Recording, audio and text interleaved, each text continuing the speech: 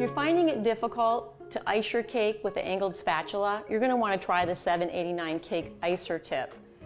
It's really great because it's going to help you apply an even layer of icing all over your cake, and then all you have to do is go back and smooth it with your angled spatula. When you use the cake icer tip, you don't need to crumb coat your cake because it's not going to agitate the crumbs on your surface. The turntable is going to make it easier to apply your icing with the 789 tip. While it's possible to use a cake plate, you're not going to probably get the results you're looking for because you're going to have lots of stops and starts. It's tricky because you're going to want to turn the turntable quickly as you squeeze out the icing. Again, we're using thin consistency icing, which is going to make spreading out the icing much easier. After I apply the icing using the 789 tip, I'm going to go back and use my angled spatula to smooth out the icing. You're going to see how cool this really is. We're going to be using a 16-inch bag because there's going to be a lot of icing that's going to go in here.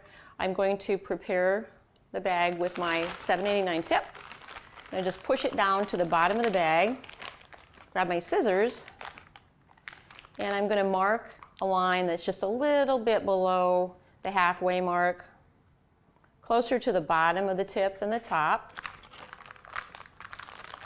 Then I'm going to push the tip back, and I'm going to cut off the end of the bag right at my little score mark.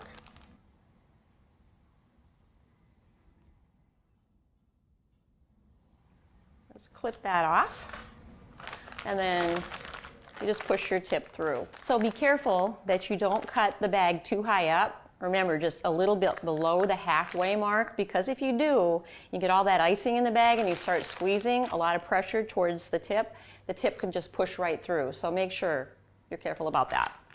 I'm going to go ahead and cuff my bag back so I can fill it. You're not going to want to overfill this. It's tempting because it's a big bag, but no more than half full.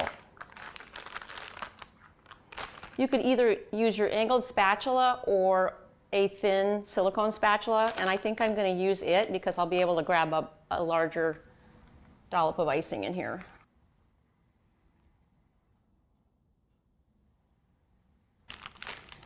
I'm probably going to have to go back and fill it again, just so you know. Squeeze it down the best that you can. Okay. I have my little no-slip mat here, and I'm going to move my cake onto the turntable. My cake is filled and all ready to go. So I'm going to twist the back of the bag. You want to remember to do this because you don't want any of the icing to ooze out of the back as you're doing this process. So I'm going to start on the top of the cake, and I'm going to have the serrated side down because you don't want that to show. All right, I'm going to start squeezing out my ribbon of icing.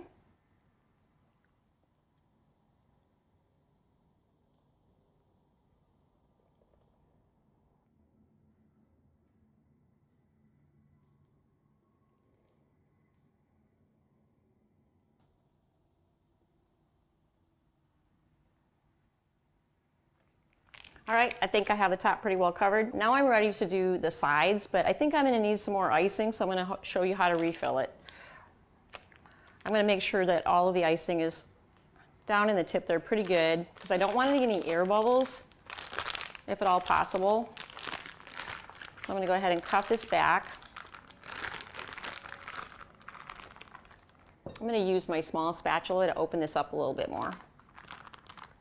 Ah, that's much better.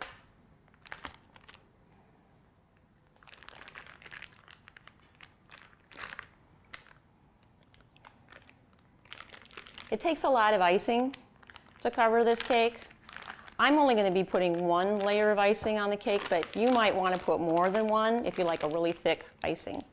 So when you refill your bag, you're probably going to get some air in the bag. That is normal, and it might like burp a little bit. So what you're going to try and do to get those air bubbles out is squeeze some of the icing out. As I start to apply the icing on the side of my cake, I might get an air bubble, and if I do, it's okay, but so we'll work around that. Again, I'm going to have the serrated side of the tip in. Now I'm going to start putting the layer of icing on the side of the cake, and as I apply the icing, I'm going to be turning the turntable. All right, so I'm going to begin squeezing out my ribbon of icing all the way around the side of the cake. Oh, there's a little air bubble. No problem.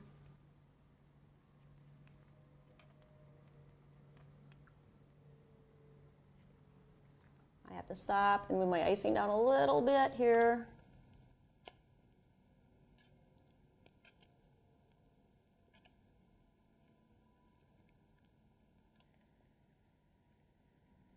So now I'm going to put another row of icing right above that first one.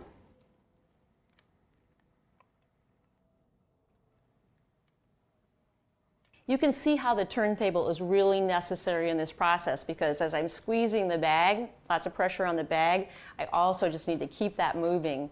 And if I didn't have the turntable, it would really be hard to do.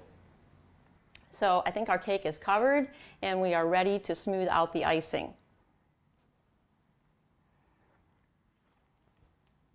I'm going to be using my angled spatula. Clean it off a little bit here. It's a little closer.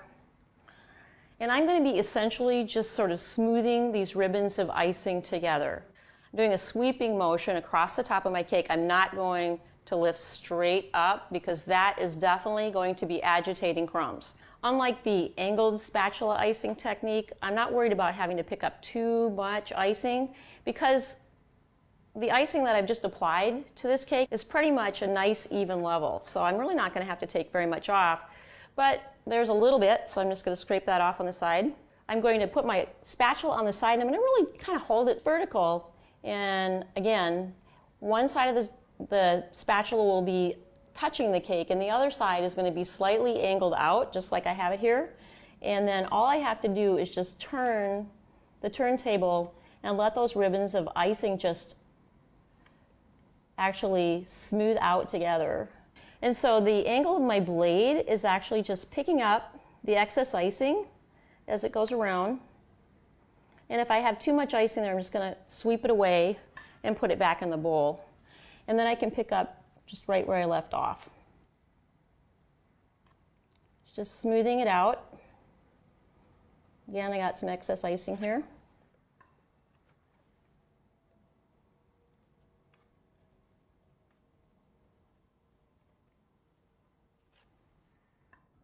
So you can see that there's a little light cake showing through right there. I'm going to put a little bit more icing on it and smooth it out.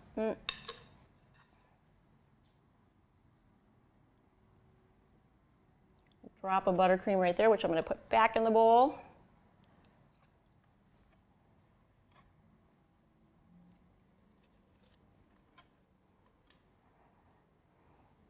After I patch this up just a little bit, then I'm going to do one final sweep. If you're just starting out, it's going to take a few rounds to get this nice and smooth. Keep going around with a spatula, just be careful not to take off too much icing.